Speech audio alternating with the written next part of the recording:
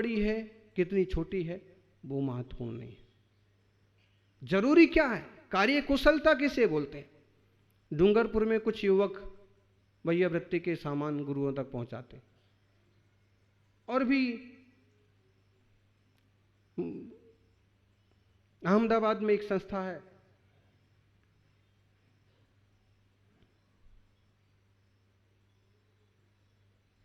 वो लोग भी सब साधुओं की भैया वृत्ति का सामान पहुंचाते हैं।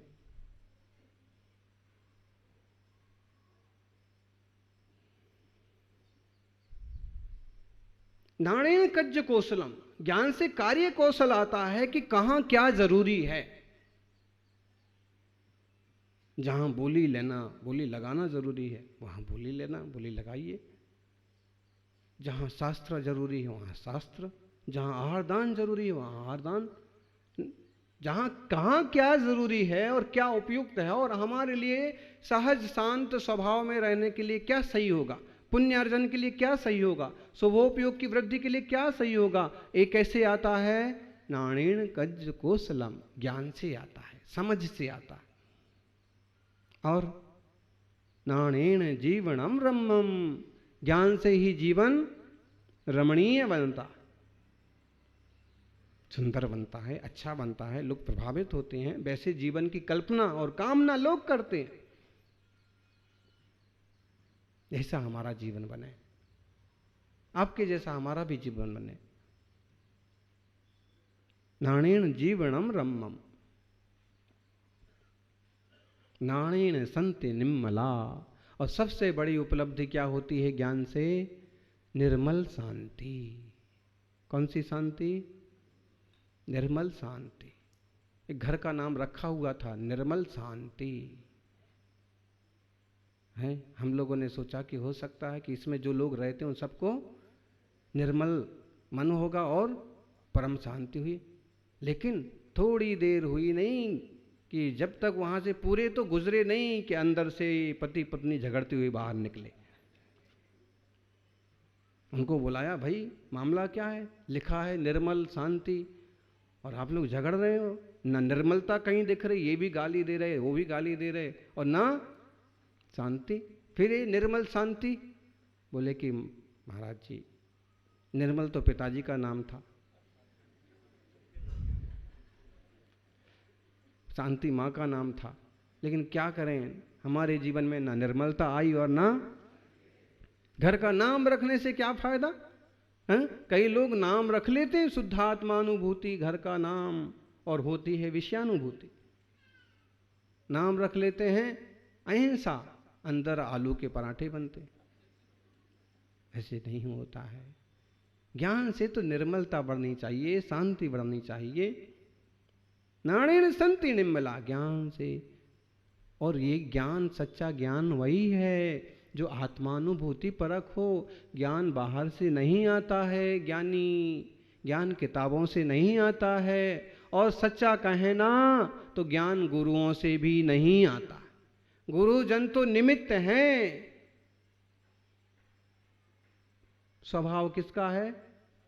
हमारा खुद का स्वभाव है ज्ञान। और इस ज्ञान ज्ञायक स्वभाव की दृष्टि हो तो सहज निर्मलता बढ़े कि अपने इस निर्मल स्वभाव में मल नहीं आना चाहिए, कसायों का मल नहीं आना चाहिए, विकारों का मल नहीं आना चाहिए, वासनाओं का मल नहीं आना चाहिए।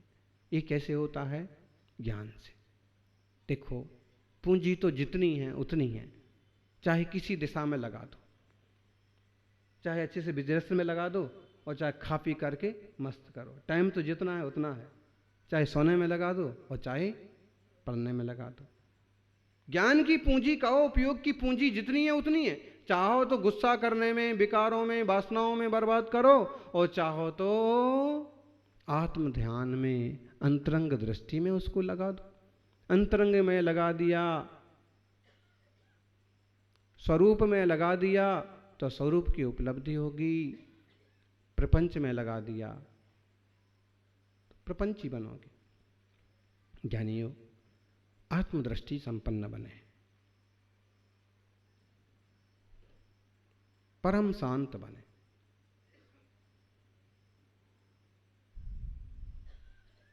अपन सभी शांतिनाथ भगवान की आराधना करते हैं। किस लिए करते हैं? ताकि शांति की प्राप्ति हो। और लोग तो कहते हैं ना, शांति देवे शांतिनाथ, संकट काटे पारसनाथ। बाकी तीर्थंकरों का कोई काम नहीं है। महावीर स्वामी क्या करते हैं जी?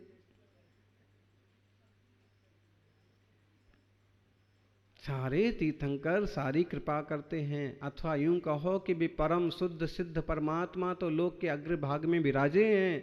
हम जैसे भी उनका मंगल स्मरण करते हैं तो हमारा सब कुछ मंगल अपमाप होता है। फिर भी लोक प्रसिद्धि है और लोगों को समझने के लिए ठीक भी है कि भाई शांति के लिए शांतिनाथ भगवान की पूजा कर लो। छायोपशमिक संयुक्त की जैसी दृष्टि।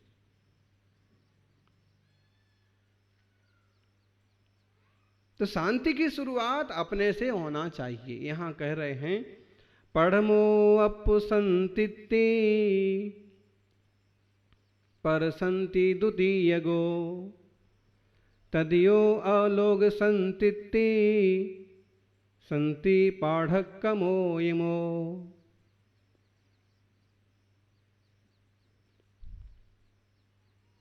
शांति का पाठ्यक्रम क्या है? पाठ्यक्रम होता है ना, राजस्थान सरकार का पाठ्यक्रम, और जैसे ही सरकार बदलती है तो पाठ्यक्रम भी ज्ञानी। जो पाठ्यक्रम बदले वो पाठ्यक्रम का मतलब क्या है?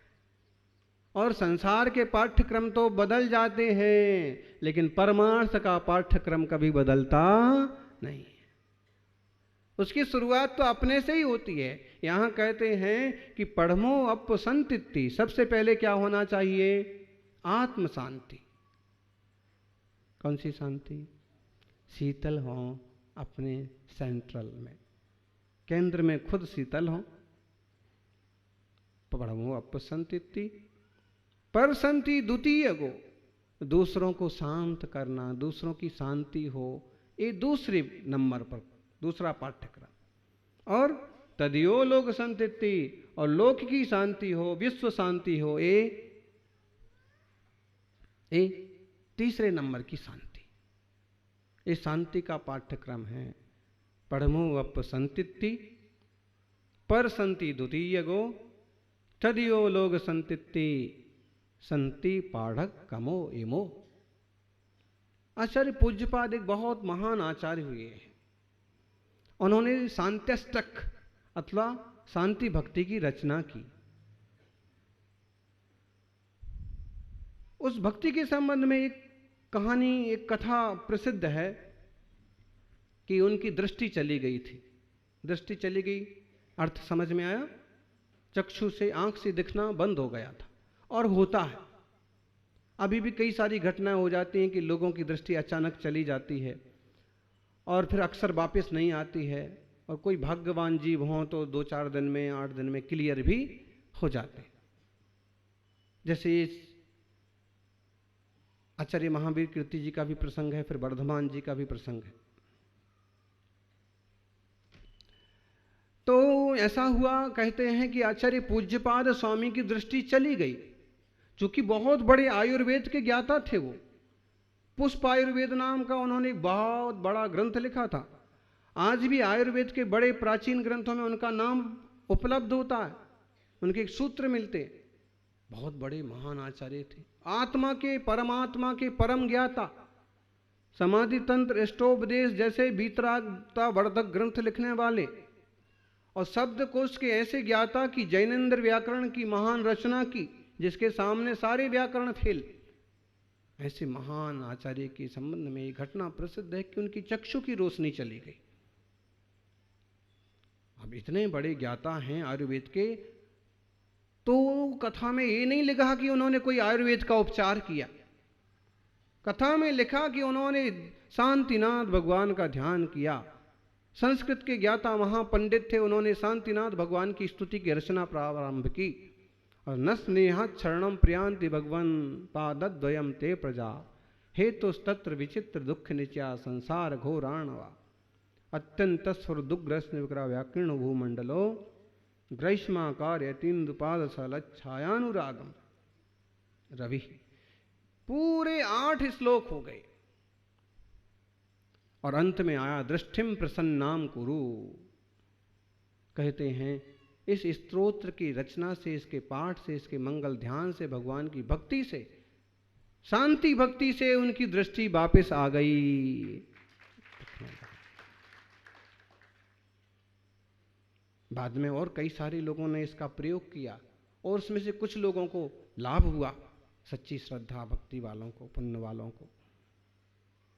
तो पहले आत्म शांति, इसके शुरू के जो 8 श्लोक हैं वो शांतिनाथ भगवान की स्तुति जैसे हैं और सब में आत्म शांति की बात है। जैसे मुझे ऐसा प्राप्त हो, मेरी वितरागता बढ़े, मेरी निर्मलता बढ़े, मैं ऐसे शांतिनाथ भगवान के चरणों में हमेशा चित्त लगाऊं, ऐसे। और फिर उसके बाद जो श्लोक शुरू होते हैं, फिर क्षेमम सर्व प्रजानाम प्रभुवत बलवान धार्मिको भूमि पाला काले काले च सम्यक वितरतुमवा व्याधो यंति नाशम दुर्भिक्षम चौरमारी क्षणमय जगतम मास भूत जीव लोके जैनेन्द्रम धर्मचक्रम प्रभवतु सत्यम सर्व सौख प्रदायी।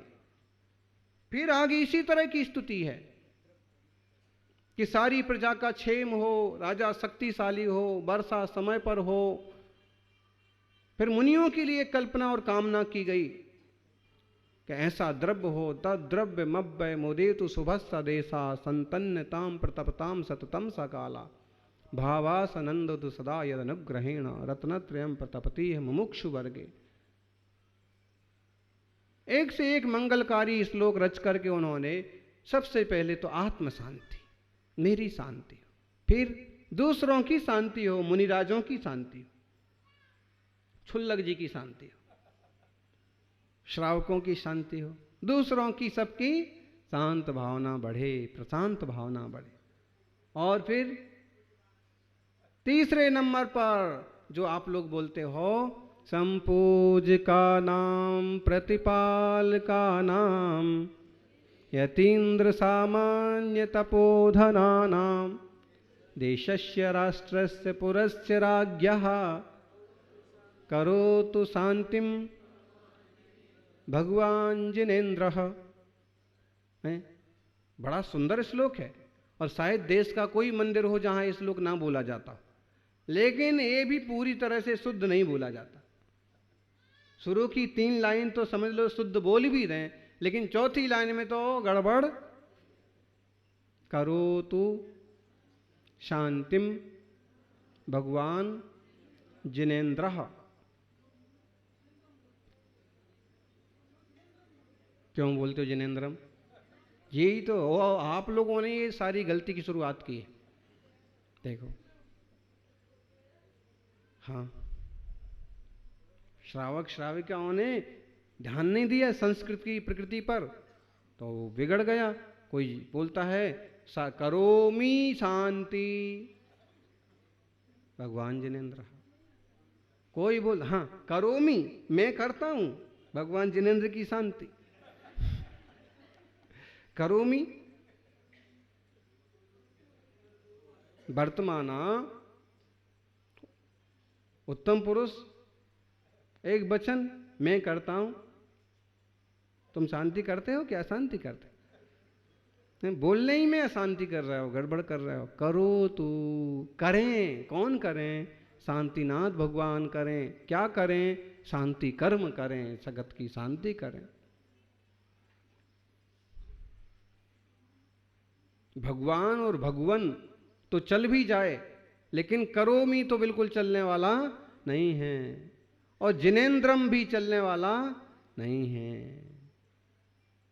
जिनेन्द्र करता है भगवान जिनेन्द्र। शांति करें, किसकी शांति करें?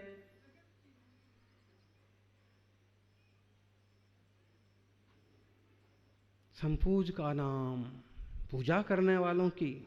प्रतिपाल का नाम, प्रतिपालक जो है, सेना है, सिपाही हैं।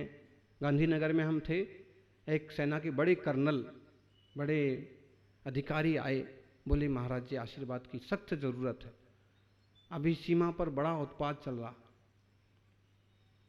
तो हमने उनको कहा कि हम रोज एक प्रार्थना करते हैं और साधु जिस देश में साधना करते हैं उस देश की सुरक्षा करने वालों को भी उनका पुण्य का कुछ ना कुछ अंश जरूर मिलता है। इसलिए आप बिल्कुल निष्फिक्र होकर के भारत मां की सेवा करिए। मुनियों की आहारचर्या भी देखी, बड़ा आश्चर्य हुआ।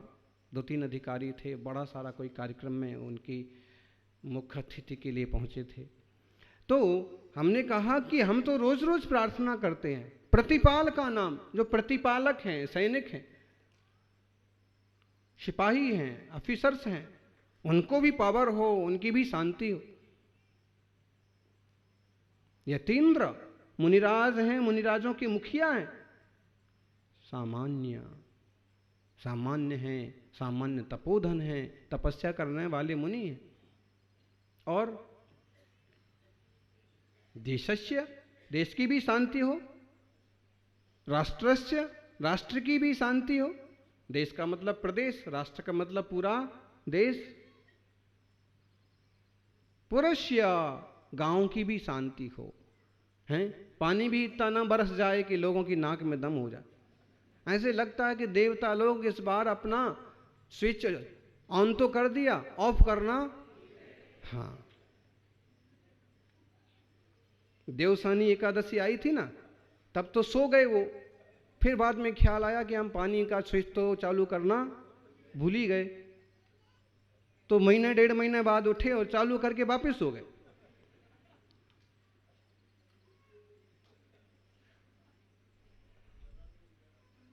अब नवरात्रा में कुछ जागे हैं तो आप देखो, ज्ञानियों, कोई देवता ऐसा नहीं करते, ये सारी प्राकृतिक चीजें हैं, लेकिन फिर भी इनको हमने किन्हीं देवताओं से जोड़ दिया। फिर भी ये प्रार्थना की गई कि भगवान ऐसा कुछ ना हो कि बहुत पानी बरस जाए, कि बिल्कुल ही पानी ना बरसे, कि लोग किल्लत में आ जाएं, कि लोग जिल्लत में आ जाएं, सबका भला हो।